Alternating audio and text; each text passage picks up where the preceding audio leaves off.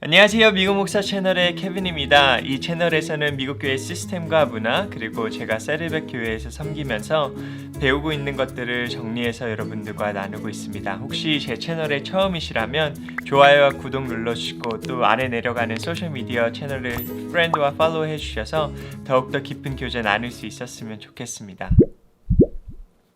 자, 오늘은 제가 오랫동안 다루고 싶었던 내용을 나누려고 합니다. 사실 유튜브를 처음 시작했을 때부터 하고 싶었던 내용들이 많이 있었는데 코로나로 인해 온라인 사역 컨텐츠를 나누는 것이 우선이 되다 보니 미국 교회의 다른 문화와 시스템들을 많이 나누지 못했던 것 같습니다. 제가 많이 받는 질문 중 하나가 세르벡 교회에서 사역하면서 좋은 점이 무엇이냐라는 질문입니다. 사실 세르벡 교회에서 사역하면서 좋은 점들이 정말 많습니다. 여러 가지가 생각이 나지만 오늘 세 가지로 간추려서 여러분들과 한번 나눠보려고 합니다. 우선 이러한 것들을 나누기 전에 저에 대해 조금 더 아시면 불필요한 오해와 제가 이러한 영상을 만드는 의도가 더 잘 전달될 것 같다는 생각이 듭니다. 저는 어려서부터 목사가 되고 싶었습니다. 정확히 말하자면 미국 나이로 13살 때부터 목회자가 되고 싶었어요.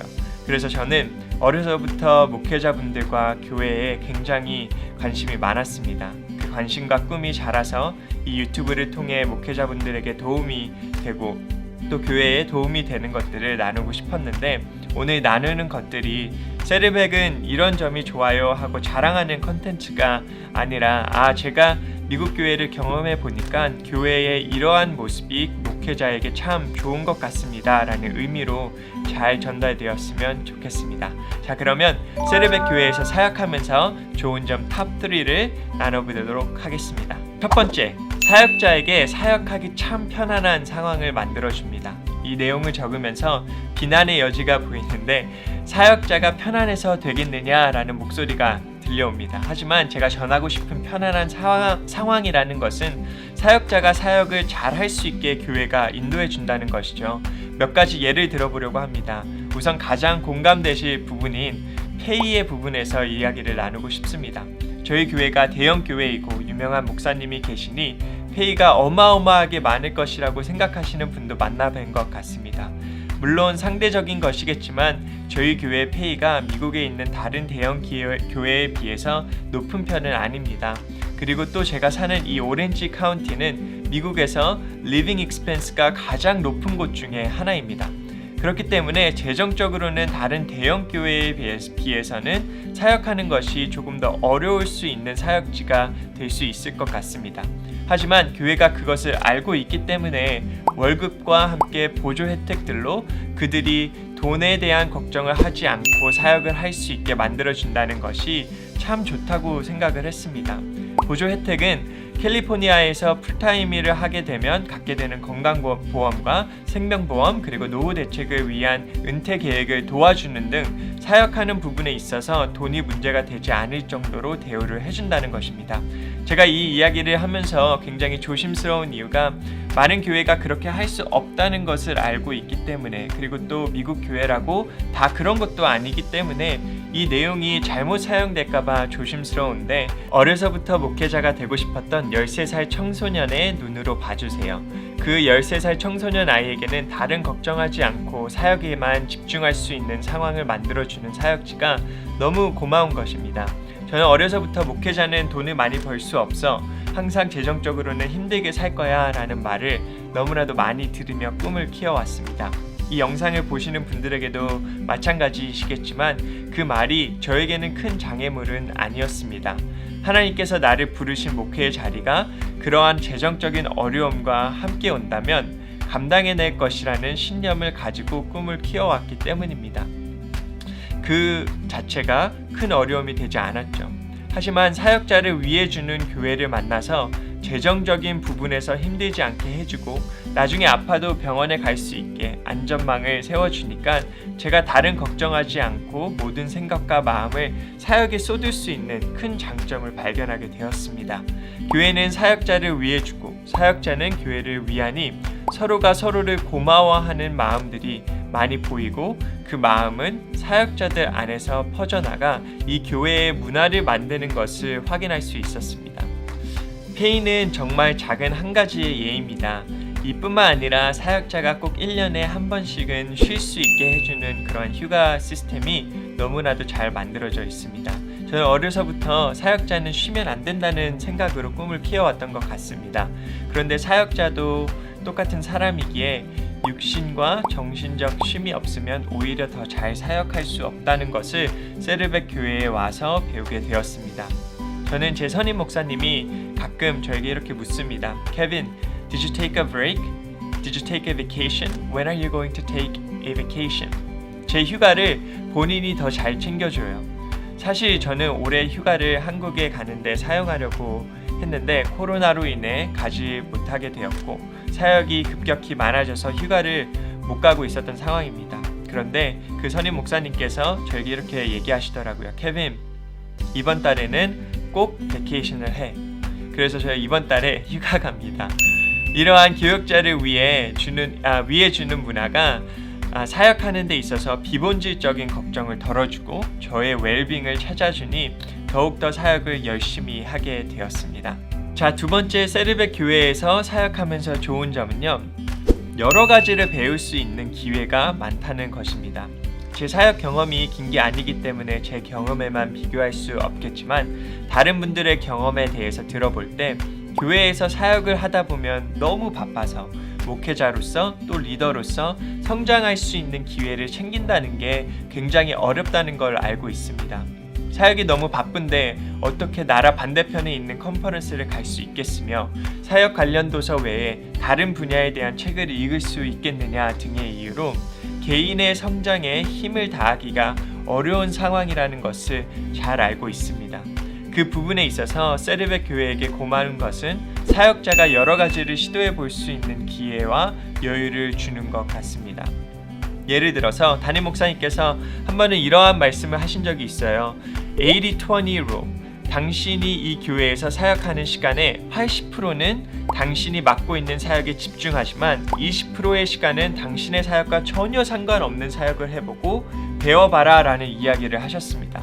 그러한 이야기를 듣고 물론 저희가 시간을 80%, 20% 정확히 배분해서 하는 건 아니지만 마음 가운데 내가 배워보고 싶은 사역에 시간을 좀 써도 되겠구나 라는 생각이 들었고 그래서 하나하나씩 배워가기 시작한 게 저는 영상과 편집 그리고 리더십이었습니다.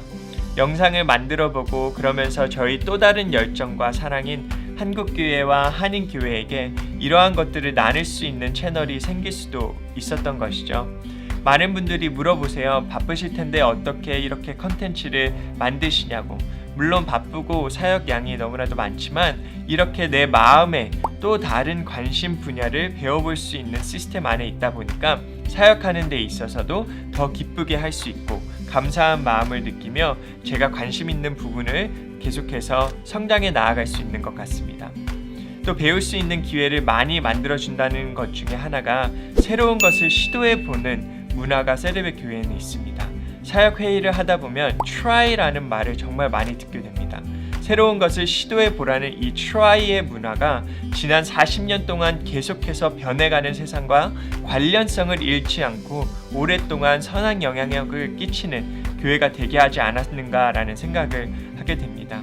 try의 문화가 있다 보니 해오던 걸 지키려는 태도보다 새로운 것을 도전하려고 하는 태도를 더 높이 사는 가치가 이 교회 문화에 있는 것 같습니다.